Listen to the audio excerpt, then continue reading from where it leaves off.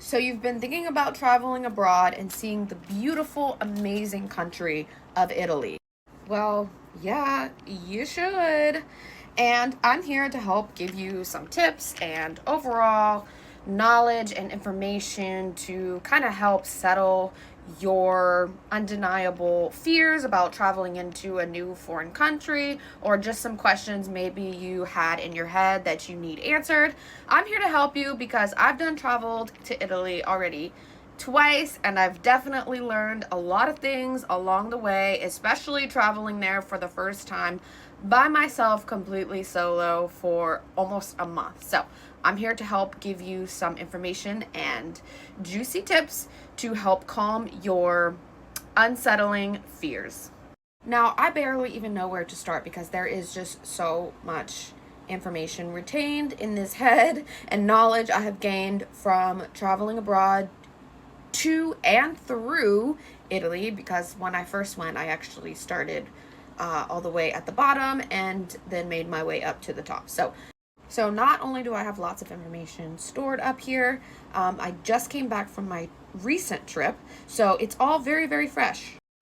Okay, I think where we first can start is picking what you want to see, where you want to go first when you are planning your trip to Italy. Italy has so much to see, and yes, you can travel the whole country strictly by train, but you would want to be there for quite some time in order to do that. I will get into later about kind of the mistakes I made.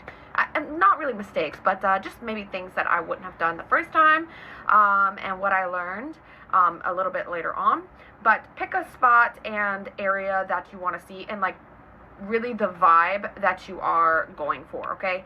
Everybody knows about Rome and Florence, Roma, Florence, right? Those are the major cities of Italy where a lot of tourists go and do and see, and they are very, very beautiful, have a lot of rich history in them. However, it might not be everybody's vibe, right?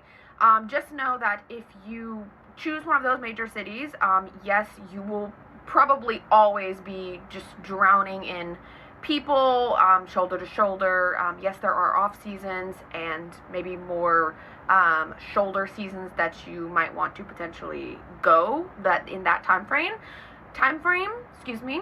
But you're always going to be in the midst of tourist chaos, okay? That's just what it is. If you are okay with that, I'm somebody who pretty much, like, I don't really care, like, it doesn't affect me, but if that is something that is more bothersome for you, then you might want to either A, go when it's colder, or B, just choose another location. Again, it depends on what vibe you're going for, right? If you want to do a lot of shopping and see a lot of the old history, rich history in the buildings and the architecture and yada yada yada, the city life, then yes, you're going to want to see Roma or Florence. But if you want more of the authentic Italian experience, with rich wine, rich food, rich culture, landscape, more of a slow lifestyle, kind of less shopping, less of that city life, then you might want to choose the Tuscan region, like deep in the Tuscan region, in the Tuscan countryside, if you really want to get the experience of the Toscana culture and living, which is exactly what I did. I actually did that twice. That is what I prefer. But I mean, it's true. Like, it's the most photo-esque spot in, like, the entire world. I want to say that Val d'Orsà is like one of the top photographed places in all of the world, for very, very obvious reasons. It is such a beautiful, amazing sight to see. Like, you just look at it and you just cry, because, like, you just can't even believe that your eyes are seeing what it is seeing in front of you. It is amazing. But again, like, that is what you have to think about when choosing, what you want to do and where you want to see, or even when you're planning your itinerary, because yes, you can of course do both. In fact, Florence is in the Tuscan region. So it's a very short travel to be in the city and then also into the deep countryside of Toscana. It is fairly easy to do day trips when you are anywhere in Italy. Of course, if you're in that region, it's pretty easy to just do day trips that are maybe an hour or 2 hours outside of where you are, like where is your home base. It is easy to do that because you just travel by train. And so I personally am somebody, like, I love to shop and I love to see the, you know, attractions and like all the vintage and thrift. Like, that is what I love to do, of course. But I actually did the countryside and had much less of the shopping experience because it was just a different intention when going there this trip around, and had much more experience in the richness of the food and the wine and just the culture overall, and it was just amazing. And also, you might consider that, you know, are you traveling with your spouse? Like, do you have a husband that you're traveling with and would enjoy more of that experience together? Or if you're going solo and you have a different intention, you know, because of course, when the first time I went, I was completely solo, and you know, the things that you do when you're solo traveling are gonna be different of the itinerary you plan and maybe the things that you want to do and see when you have someone with you, like your husband or even a best friend or a group of girls. Like, it's going to be different what you do right by yourself versus with anyone else, right? So if you do choose the Toscana countryside, which is 100% what I do recommend, and again, very easy to do day trips from your home base in the Tuscan region, just know that you're not going to have easy access to taxis and drivers. Like, it's not going to be that easy. A lot of times, yes, wherever you're staying in your hotel, they will help arrange a taxi driver, but it's not going to be so easy. They might not always be available to you. You will have to have a car. But most of the time they recommend to rent a car, which is actually exactly what we did this trip around, was rent a car driving around, because when you are in the countryside region, like I said, there's just not as many options for taxi drivers and moving around. Speaking of traveling by train, let's talk about trains. And if you've never experienced the travel system in a foreign country, it can maybe seem a little unnerving and kind of a lot of fears going into it, which is exactly what I felt the first time I was solo traveling around there. But trust me, it is so much easier and so much simpler than what we think in our heads of what it's going to be, okay? Fear not, okay, my friends. Pretty much every train station you go into, they will have some English, okay? Not only will they have signs in English, and it's pretty self-explanatory, they also will always have workers, especially in the major hubs, that speak English. But even in the smaller stations, you might be surprised to find out, like, you will find Trenitalia English-speaking workers. So, of course, they are there, and, you know, they have to respond to travelers that are always going in and around Italy. And so they have to have the ability to speak and communicate with the customers. And so you won't really have a problem finding people to speak English. That's actually something that also I learned the first time around, is that I was actually surprised by the amount of people that like spoke English. Like, I never had issues I mean, sometimes, yes, you'll come across people that don't really speak English, which you will say, all you have to do to find out is parla inglés or inglés, and they will respond yes, sí, or no, that they don't speak English. But most of the time, especially when you are in a very heavy tourist area, you will guarantee find many, many Italians that speak English. You really shouldn't have trouble communicating with anybody in Italy. So, Train stations. Okay, pretty easy to figure out, honestly. All you have to do is use context clues and like signs and arrows and following, you know, the crowd. It's pretty easy to navigate through. But binario means platform number, and they will have a train number. When you're looking at the marquee, it will say your train number.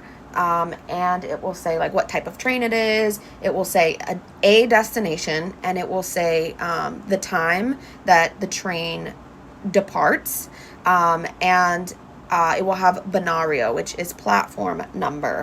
Now this can sometimes get a little bit, I would say a little bit anxiety inducing, because when you are taking a train, usually the platform number, especially in the major hubs, those platform numbers won't appear until like 10 to 15 minutes before the train arrives. They don't know the platform number until very shortly before the train arrives. So you really need to be paying attention, because you don't want to show up like 5-10 minutes too late and not be able to make it to that platform number, especially if it is on like an opposite side and it's not very close to where you are standing. So you just need to be paying attention, but look for the time number the time that the train departs and the train number.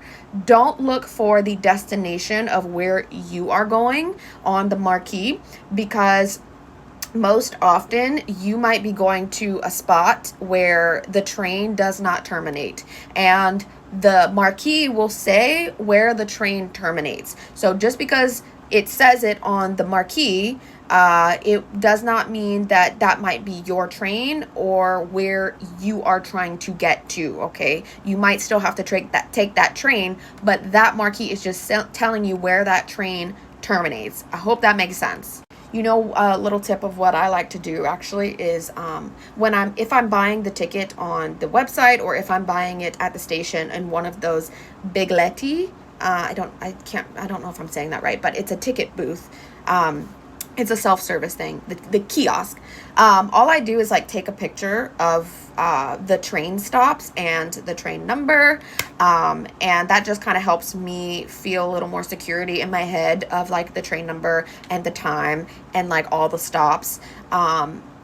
So that way, like, I'm 100% sure of like where I need to get off in case I'm not paying attention. Some trains, yes, some trains do not announce where you are, and like, because when you make a stop, like, it's pretty quick that you get on and get off.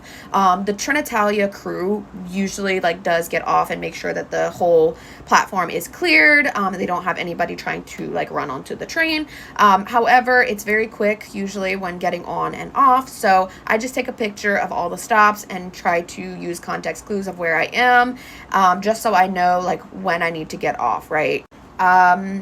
Also, usually you have to validate a ticket in one of those machines, which the Trenitalia crew, they will usually tell you. Like if it doesn't have a time on it of like what time your train is departing and what train you're catching, you will usually have to time stamp it just so they know it is valid from that point, and basically like that you're not trying to use a ticket that was bought like 3 days ago for the train today, right? It's just what they do.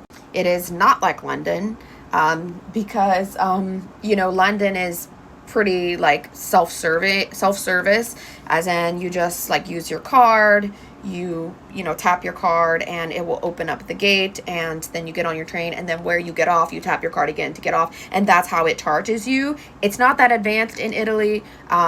It's just more of a manual thing. Sometimes they will have Trenitalia crew on your regional trains coming through checking your ticket. Not every single time. Don't be surprised if you don't always have someone coming from the crew to like check that you have a ticket. Doesn't always happen, but it's safe to have one, obviously, because you're a good human and you want to do the right thing, right? Sometimes you will have to change trains if you are going into a smaller village. Sometimes like let's say you're coming from Milano and you need to go to Firenze and Maria Novella. I love the way that they pronounce Firenze and Maria Novella. Let's say you're going there and let's say you want to go deep into the Tuscan region. Well, you will have to stop at Firenze, Santa Maria Novella in order to change trains and get onto another regional train to get to QC, right? Which is somewhere I had to go, right? It's not going to be a direct train, right? So definitely pay attention to that, because you don't want to, make yourself go too far when you should have gotten off at a main station hub and then traveled into another train to get to your final destination. Oh, one more thing is that they sometimes will have more than one train station in cities, right? So Firenze Santa Maria Novella is the main station hub in Firenze, Florence, and also they have 2 in Roma. Usually the main station is Centrale. So Milano Centrale. I think the Rome one is Roma Termine Centrale. I believe so. But a lot of times it will be called Centrale, and that is the main station. So just be aware that sometimes you may stop at the Roma station, but that's not the one that you need to stop at, because it is maybe the main station hub that you need to be in, right? Okay, so just quick tip, side tip, because that might also be something that might be a little confusing, and that I also had to register the first trip around. Okay, moving on to more tips and information. I've had definitely some questions about like cost and, all of the mathematics of traveling abroad to Italy. And this is it's such a broad topic. It is very, very individual to you and your specifics. It's not a one-size-fits-all conversation. You could be a luxurious traveler, or you could be a more budget traveler. It really just depends. Of course, there's so many things to navigate with that topic. I will say, like, this time around, it was definitely a more luxurious trip, but when I was solo traveling, it was more of a budget friendly trip, you know what I mean? And again, what comes with that is like traveling by yourself versus traveling with your husband, your spouse, or your family. Let's say you are traveling with a family of 4, you have 2 kids, it's you and your spouse. Well, that's going to be it's going to cost a lot more than likely, and just be different for someone who is traveling completely solo, right? Because you're only feeding 1 mouth versus feeding 4 mouths. I will also tell you, like, the dining out experiences, I don't know about other solo travelers, but I imagine it's probably not that different. But the dining out experiences that you have with, when you're on a romantic trip with your husband, versus like when you're by yourself. Like, I'll tell you, like, I was eating mostly like bread and very quick meals, very convenient meals. I was eating for convenience when I was traveling there by myself, and I was also doing a lot of traveling, okay, which is what I was talking about earlier. I was hopping locations like every 3 or 4 days. It was a lot, okay. I was hauling suitcases all by myself. So much work. So much work. Hopping locations every few days. I started out in the south, went all the way up to the north. It was a lot of traveling, so very obviously I was eating for convenience. Also didn't really care about eating much at all. I was eating like bread and just like really quick things. I was probably only eating like once a day. I came back super skinny, versus this time, oh my god, I ate so much food, because it was my birthday trip, and like me and my man wanted to have a rich experience in food, which is completely opposite of what I had the first time, because I wasn't impressed with food at all. Like I had like 3 or 4 good meals, and like all the rest of it was complete crap.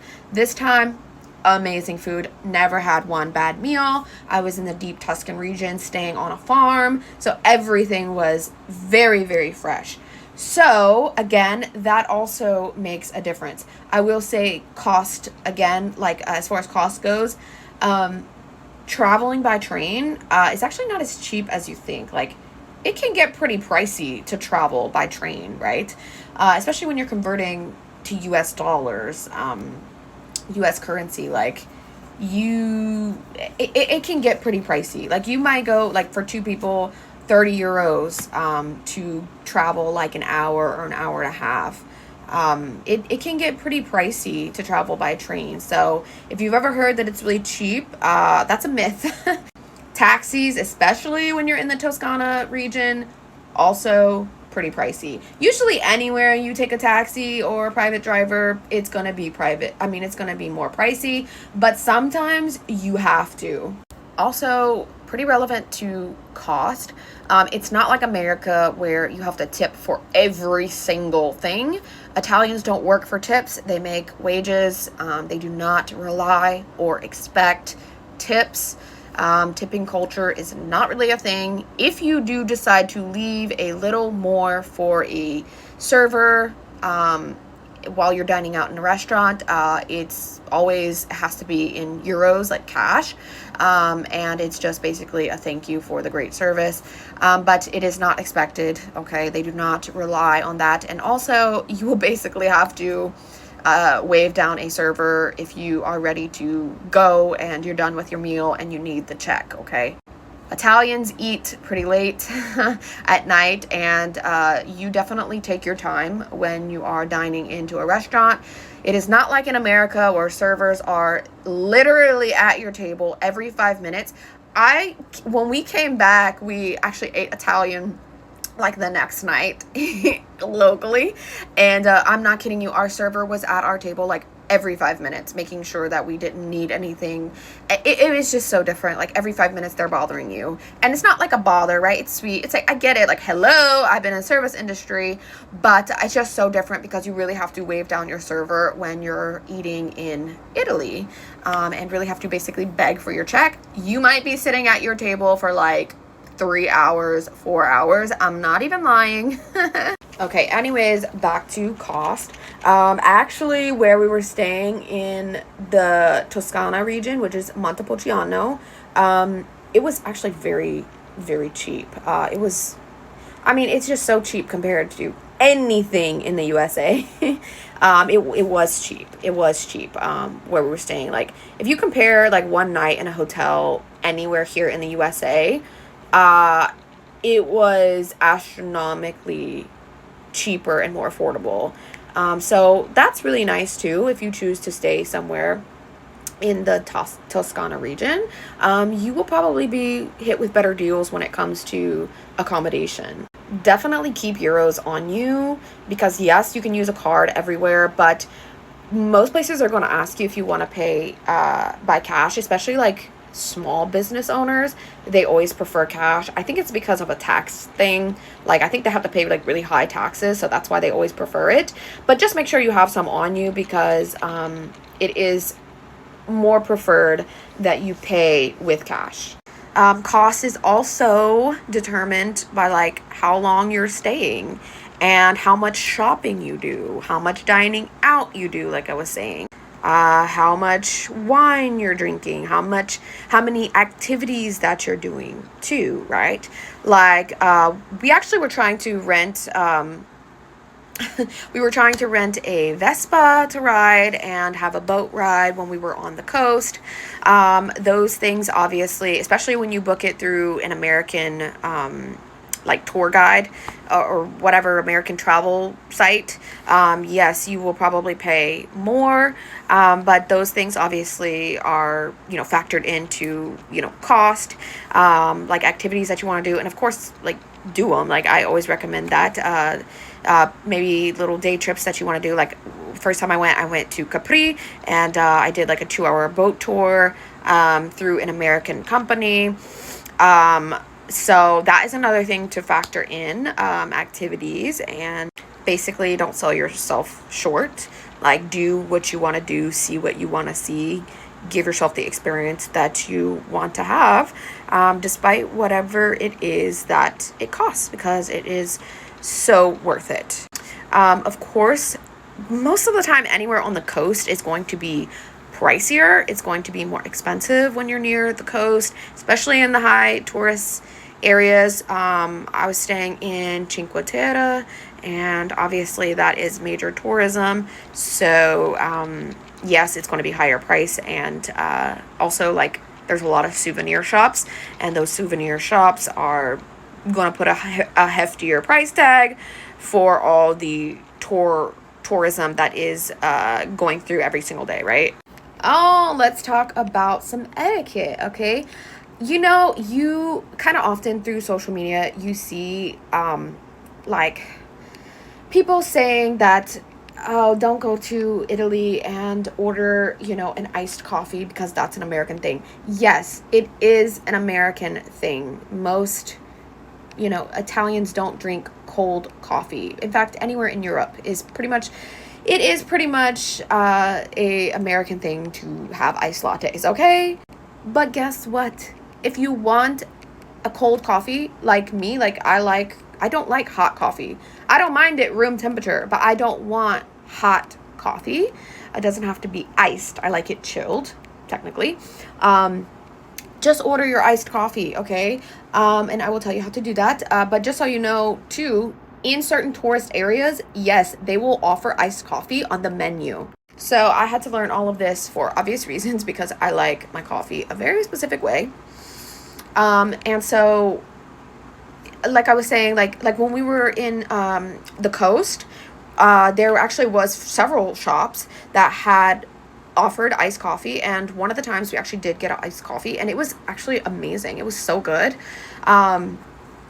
But if you are someone like me who just prefers like a chilled coffee, so you can order cafe shakerato, which is espresso shaken, and you have to get it with milk, right? Milk in Italian is latte.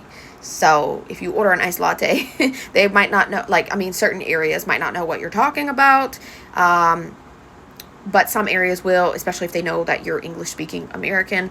But latte in Italian is actually milk. So you need to, if you want something cold, you have to say caffè freddo, right? So that means chilled coffee. I was ordering espresso macchiatos, which that doesn't come chilled, but it does come with milk. So you can always ask for cream, milk. Again, most people do speak English.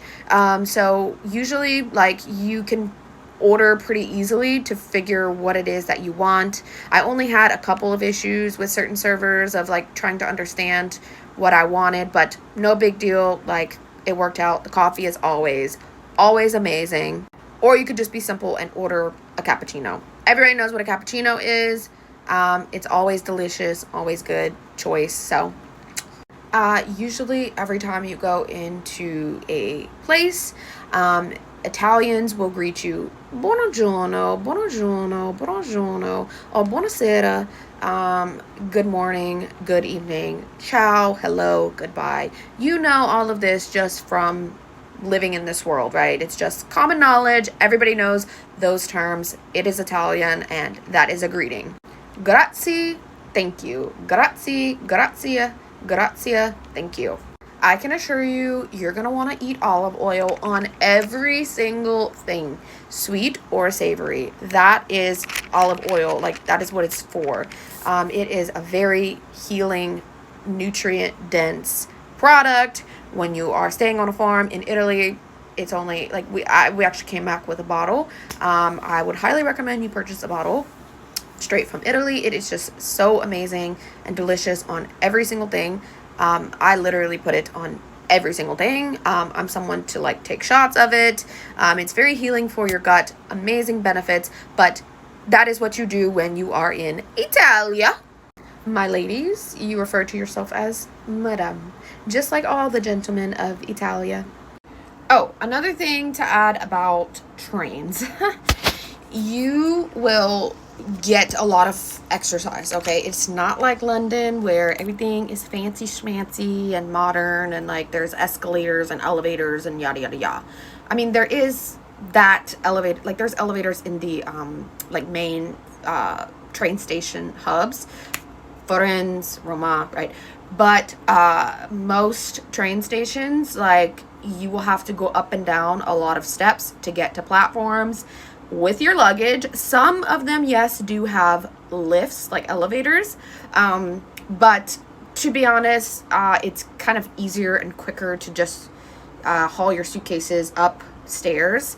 But some stairs are steep, and some stairs, there's a lot of them, and it's just, expect train stations to be kind of a hassle and kind of maybe more high stress when you are hauling luggage. When you're not hauling luggage, it's very fine and easy and, you know, smooth going.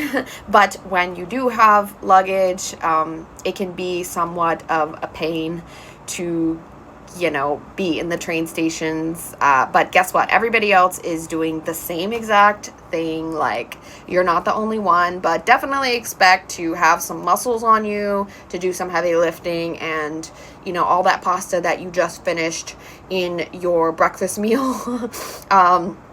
You will be burning it off very quickly when you are traveling by train and catching trains all day.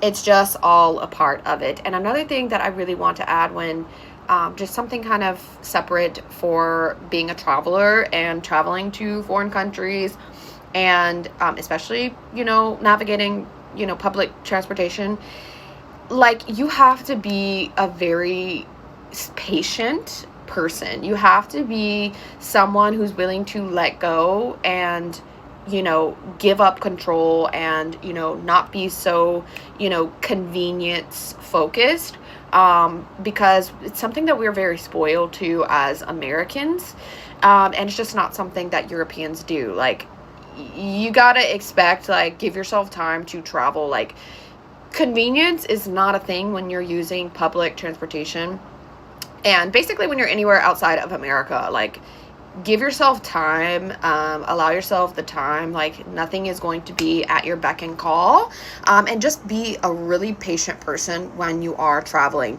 Yes, it can get a little frustrating when you're having to switch flip-flop trains and, you know, walk all around carrying your heavy luggage, and also can maybe be frustrating in times when you have to put your luggage up on the top of the trains. Like, some of them do have little, like, storage bins, like the planes do, and it's hot, and, like, there's people all around you trying to do the exact same thing, get on, get off. Yes, it can sometimes be chaotic and a little frustrating, but don't let that affect you and, like, you know, bring on mood swings. Like, you have to be a patient person. You have to, it's all a part of it. You have to learn to deal with yourself and your mood swings, and whatever frustrations that may rise to surface because of your spoiled brattiness. And we all have that, okay? Especially as Americans, we all have that spoiled brattiness.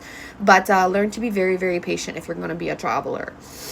It's just what it is. Like, once you fly internationally, you have, of course, if you rent a car, but even that's, like, different, right? Like, you have no more means of getting yourself around. You have to walk everywhere or take public transportation. So you have to be a certain kind of person to be able to deal with that. So very important to throw in there, like, be patient. And if you're not patient, it's going to teach you patience. I believe nowhere you stay in Italy is going to be a bad experience, because it is just the most beautiful country to me.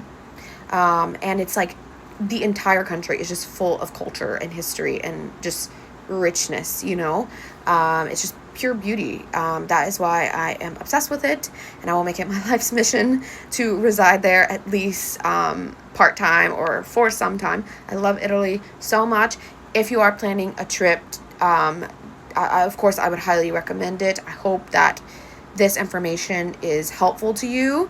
If you have any more questions, definitely don't be afraid to leave them down below, or if you want me to give you recommendations, yada yada yada, I can definitely do that and be of help in any sort of way that I can for maybe your first time traveling Italy. I'm not an expert, of course, but I have learned a lot of things along the way and am planning to make Italy a very constant trip that I will forever be returning to. So ask your questions if you ever do so, please, and definitely follow the channel if you are not already. And until next time, ciao.